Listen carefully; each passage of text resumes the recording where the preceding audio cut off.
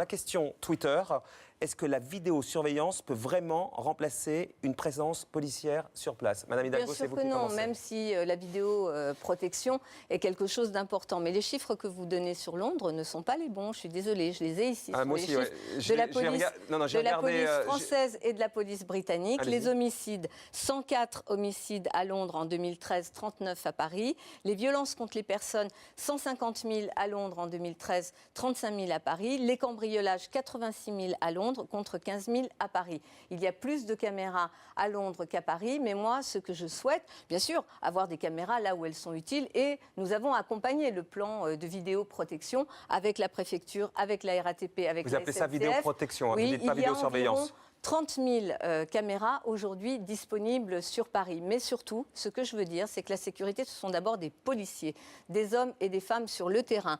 Vous avez supprimé, avec vos amis, M. Pechnard, qui est sur vos listes, qui était directeur général de la police nationale. Non, ce n'est pas un mensonge. Par la Cour Justement, des comptes et par les syndicats, vous avez été montré du doigt par tous les sites de désintox sur une désintox parmi beaucoup d'autres. 1500 policiers de moins.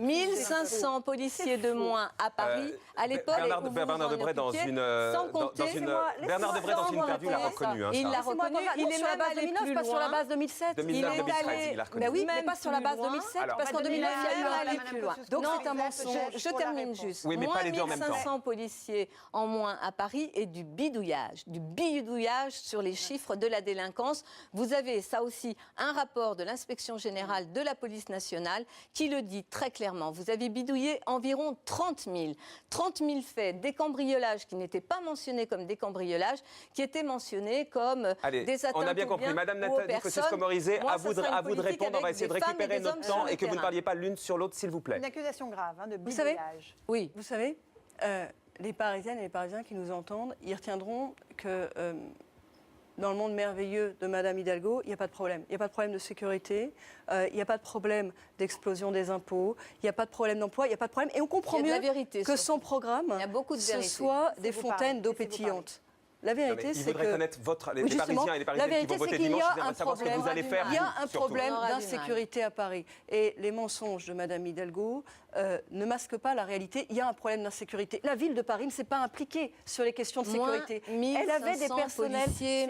C'est un mensonge. Vous ne voulez pas nous dire, Madame Kosciusko-Morizet, ce que vous allez faire? On a bien compris la On ne peut pas être perpétuellement interrompu par des mensonges. Ce qui serait bien, c'est qu'on a bien compris que vous critiquiez la mandature précédente, mais vous, qu'est-ce que vous allez faire? Il y a un rapport de la Chambre régionale des comptes de la Cour des comptes, qui montre qu'entre 2006 et 2010, le nombre de policiers n'a pas changé. Il y a eu un pic en 2009.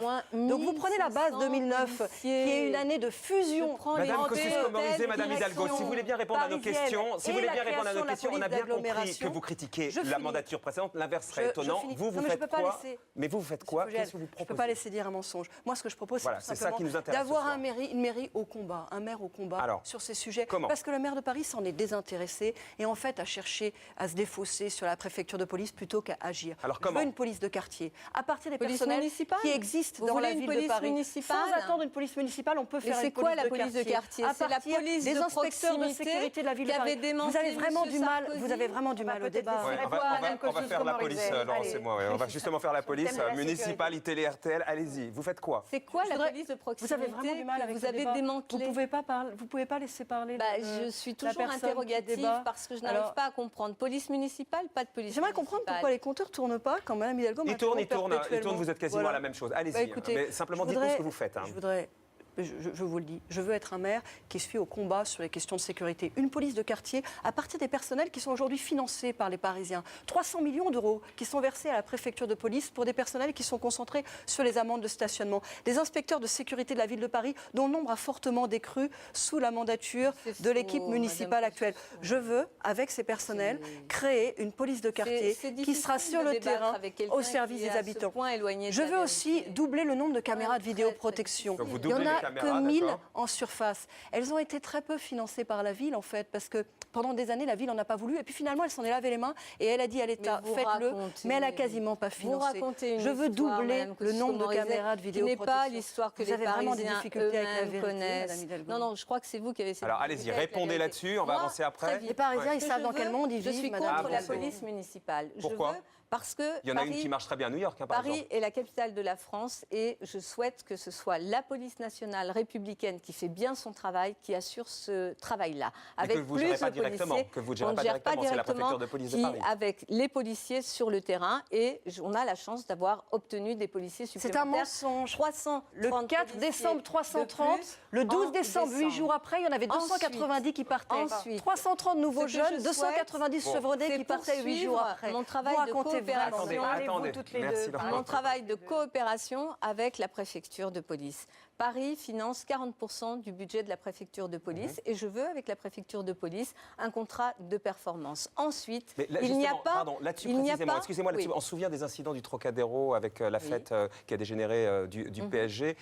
C'est la préfecture de police qui était en charge, évidemment, des policiers qui étaient là. Là-dessus, vous ne dites pas, en tant que maire de Paris, là, en l'occurrence adjoint, on est extrêmement impuissant et il faut que les choses changent. Non, d'abord, j'ai dit à l'époque, et on était justement dans ce pic de manque de policiers qui avait été supprimé les années précédentes. Ensuite, il n'y a pas de politique de sécurité efficace sans prévention durable. Et la prévention, j'y mets les moyens. Comme on l'a fait jusqu'à présent, j'y mets les moyens. Avec des équipes de correspondants de nuit, de médiateurs, des équipes raccrochées aux arrondissements avec les commissaires Il y a une question qui dans les arrondissements. Concerne les salles de shoot. Est-ce que vous êtes d'accord l'une et l'autre? Je vais vous en parler. Je vais terminer sur ce thème et après, on va passer au transport. Juste terminer là-dessus. Je pense qu'il faut aussi, en tous les cas, on a commencé à l'appliquer, ça marche bien, des solutions efficaces. Tu casses, tu répares. Des jeunes ou des pas jeunes qui abîment du mobilier urbain, ils réparent. On l'a fait pour les Vélib et c'est quelque chose de très efficace. Salle de shoot, oui, non, d'ailleurs? Je vais vous répondre. Moi, je suis contre la salle de shoot. Je trouve que donner comme seul projet au quartier de la gare du Nord et de la gare de l'Est la salle de foot, c'est absurde. Salle de consommation de drogue à moindre risque. C'est comme ça que ça s'appelle, normalement. Vous pouvez tourner les mots dans le sens que vous voulez. Les mots sont on va laisser Mme Kosciusko répondre à plus d'une minute de retard. Les Parisiennes et les Parisiens auront retenu que la question de la sécurité, si c'était Madame Hidalgo, le maire de Paris, on continuerait à mettre un sparadrap dessus. Un sparadrap sur un gros problème. Parce que finalement, vous commencez en niant le problème. Après, comme sur beaucoup de sujets, c'est inouï, vous cherchez des coupables plutôt que de prendre quelques responsabilités. Vous dites, c'est les autres. Et puis finalement, vous amenez quelques accouskis et vous dites, il va y avoir des correspondants de nuit. Bon, les correspondants de nuit finissent leur boulot à minuit, c'est entre 16h et minuit. Ça ne change pas grand-chose, Madame Hidalgo. Ce n'est pas vraiment à la hauteur des enjeux de la sécurité. Vous donnez votre réponse à Laurent sur la salle de shoot et on passe au transport. C'est pas très étonnant. Je vous dis une chose, Madame Kosciusko-Morizet. Vous ne serez jamais ma porte-parole. Les Parisiens sont assez grands. Les Parisiens seront assez grands pour savoir comment interpréter vos propos, votre incompétence sur beaucoup de sujets parisiens et votre pas, Madame Hidalgo, d'insulter les gens. La salle de shoot.